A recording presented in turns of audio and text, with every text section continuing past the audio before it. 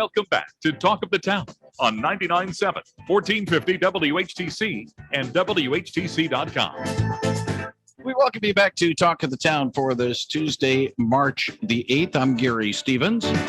It is the second Tuesday of the month, which means at this time we get an update on what is going on at the Holland Museum. We are joined by the museum's executive director, Ricki Levine, along with its development and communications associate director, Katie Baker. They join us via the Zoom connection this morning from the I don't want to say parts unknown. That's a wrestling term. But they join us to this morning. Ladies, good morning. And on International Women's Awareness Day today, very nice to have ladies joining us. Good morning, both of you. Good morning, Gary. Nice to be here. Thank you. And good morning. And Katie is the other one. And if you got a question about what's going on at the museum, they'll be happy to answer it at 616-395-1450. 616-395-1450. Just as it was last month, it is this month.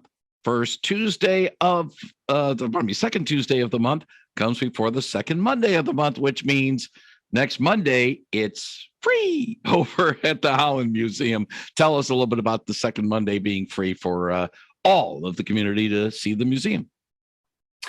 It's actually free from 4 to 7. So there is an admission charge from 10 to 4. So just want to make that clarification. But yes, we do this purposely, and we're really grateful for the Meyer Foundation for their support in letting us do this. But we open to the public so that everybody has access to all of the exhibits, including our Sparklab exhibit, as well as our temporary exhibits, which we're going to talk about in a little bit, and our permanent galleries. So it's a really wonderful opportunity to explore the museum in the evening at no cost. And of course, the museum is open Mondays, Fridays, and Saturdays from 10 a.m. until 5 p.m. And on the second Monday, it's a little bit later from 4 until 7. However, there is still the mask requirement. Ricki, has that been considered, or is that still going to be in place? Actually, we just revised that as of yesterday, Gary. So breaking news. We do recommend masks, especially for those that are unvaccinated. All of our staff and our volunteers will be continuing to wear masks.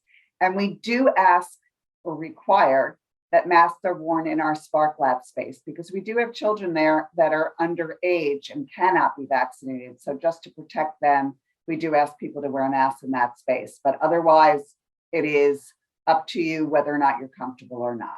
Okay, I'm glad that we have that clarified for today. But of course, the next time the museum will be open will be on Friday at 10 a.m.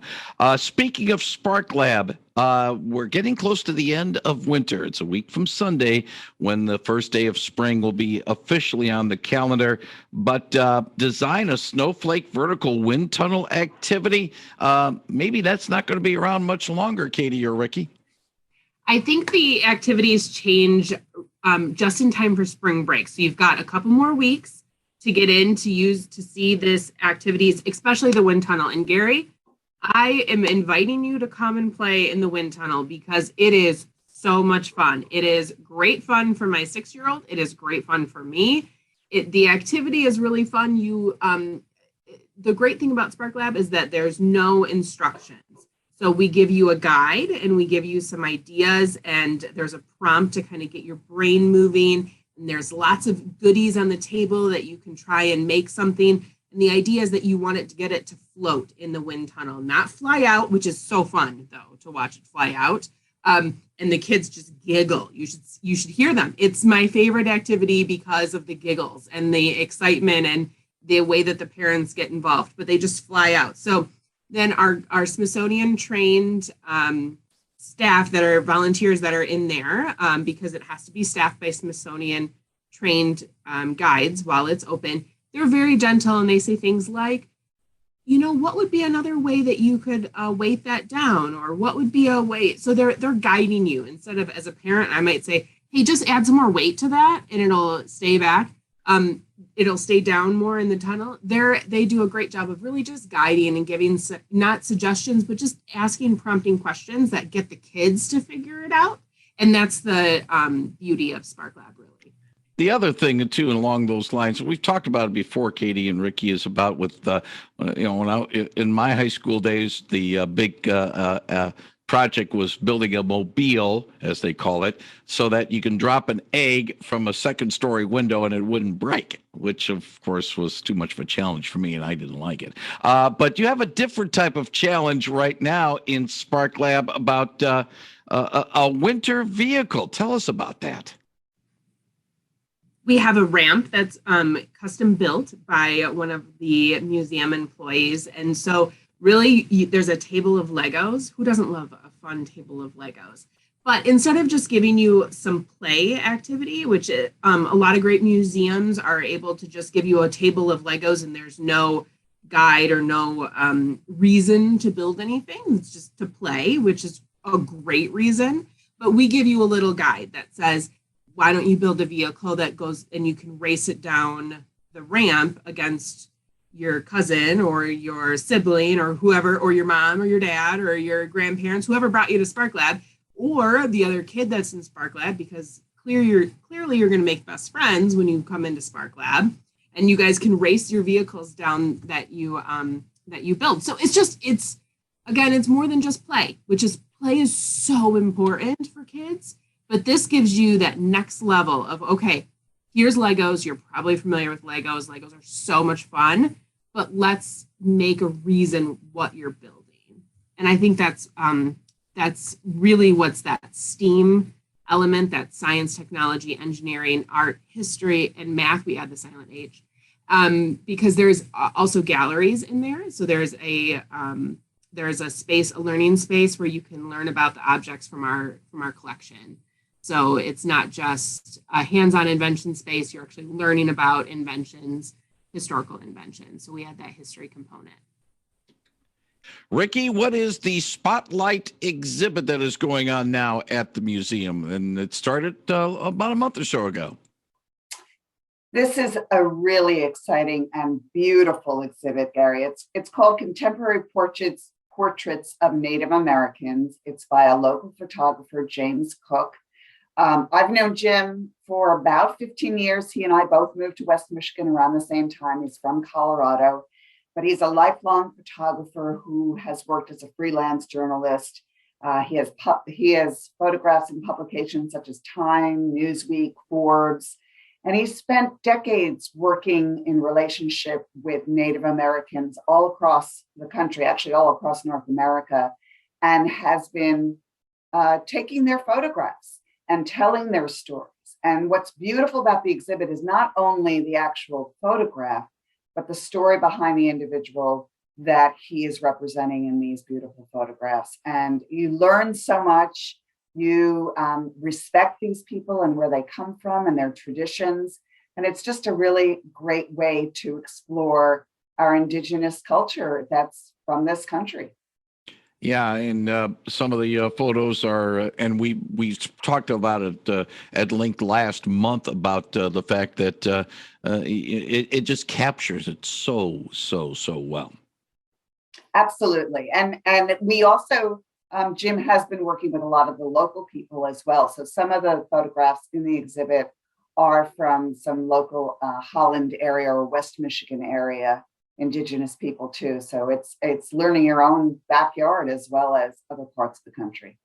We talked a little bit earlier at the beginning of our conversation about this being International Day for Women and, of course, Women's History Month. And that ties in with an event coming up on Thursday evening at the museum dealing with Tales from the Archives. Tell us about it, Ricki. Yeah, this is a fairly new series. We've had, I think, 2 or 3 of these so far. And it's an opportunity for somebody to present who has used our archives as part of the information gathering for the subject that they're interested in. And we're really excited about this because we've got 3 young Hope students, women, who are in celebration of Women's History Month, are going to talk about some of the overlooked stories of women that went to Hope in the 30s and 40s and accomplishments they've had. And so they're going to be sharing, these young women are talking about women from Hope College in the past, I think this will be something interesting to alumni from Hope, but also anybody who's interested in some of the accomplishments of people that got their degrees right here. Some of the other events going on, and we touched upon the second Monday being free at the museum, and it's coming up this coming Monday. And there's a special program to go along with this free event on Monday, the 14th. Tell us about it. And I'm not certain if it's Ricki or Katie going to be handling this one. I'll tell you this one as well. So Authors Night is something we're doing. This is also something new during the free portion of Monday, so 4 to 7 o'clock. And we'll have local authors coming in and reading some of their material. So most of the subjects are really highlighting some of the diversity and inclusion stories that either they personally have experienced or that they write about. And it's a great event for the whole family to enjoy and participate in and get to know some of our local talent as well. And one of the authors, and the reason why I want to spotlight this is as we talk about the situation in the Ukraine, which has gained worldwide attention, there are other hot spots around the world that now are in the background, have been put into the shade.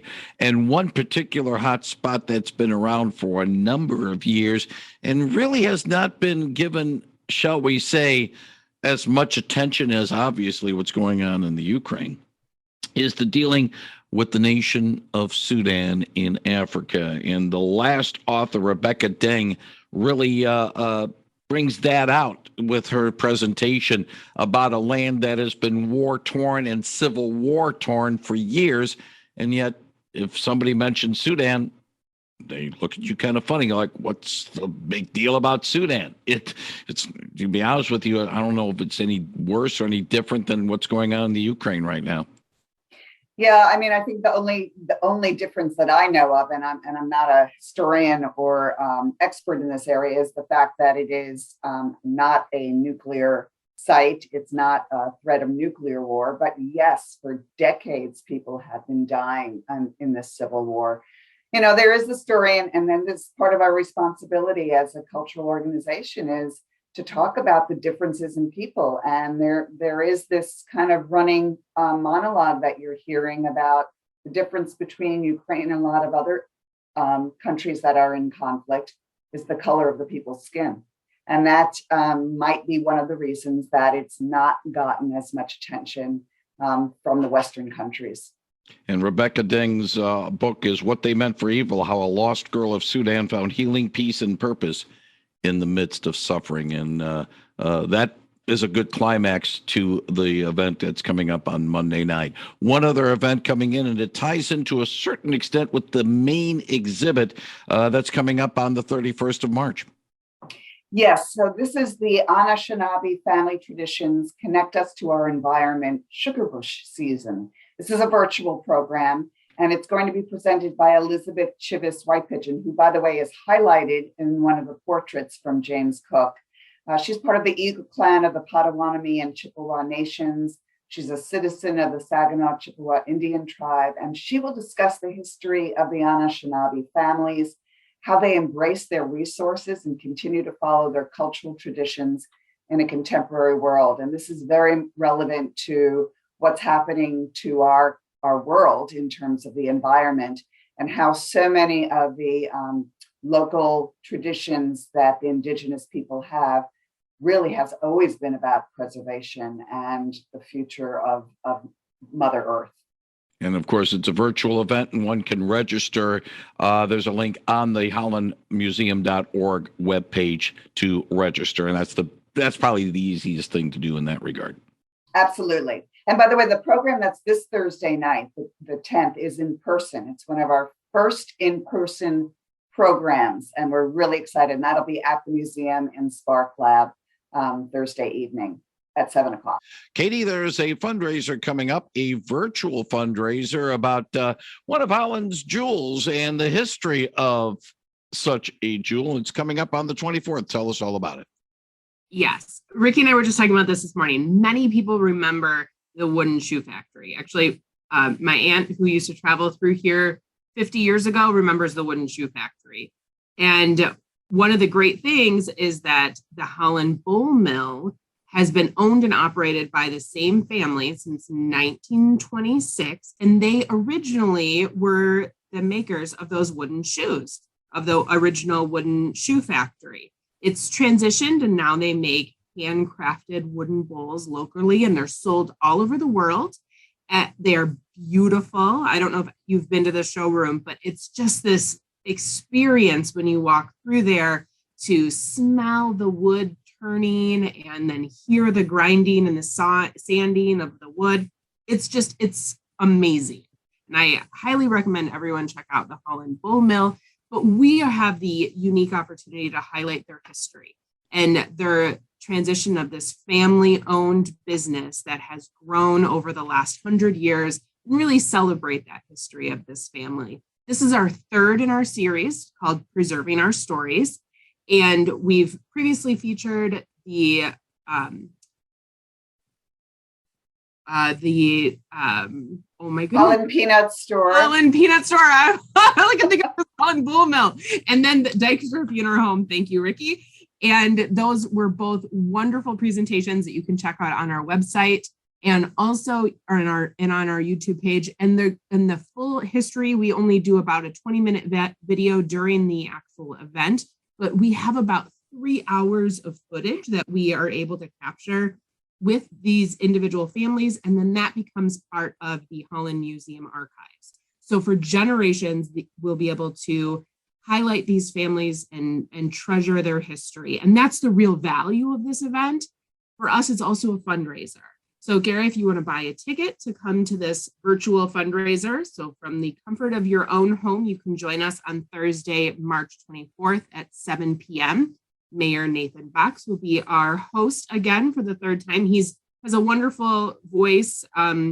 He always jokes about wanting to go into radio at some point when he retires, I think, because he just is so enthusiastic. So he's a great host for us. And in exchange for your virtual ticket, we will gift you a wonderful, beautiful 9-inch Michigan cherry bowl, hand turned by the Holland Bowl Mill, and a wonderful bag of Cherry Republic Ambassador nutmegs, which includes pistachios and dried cherries and almonds. It's great. You're going to be able to pour your nutmegs and your cherry nutmegs in your cherry wooden bowl and enjoy a great evening of local history and supporting the museum.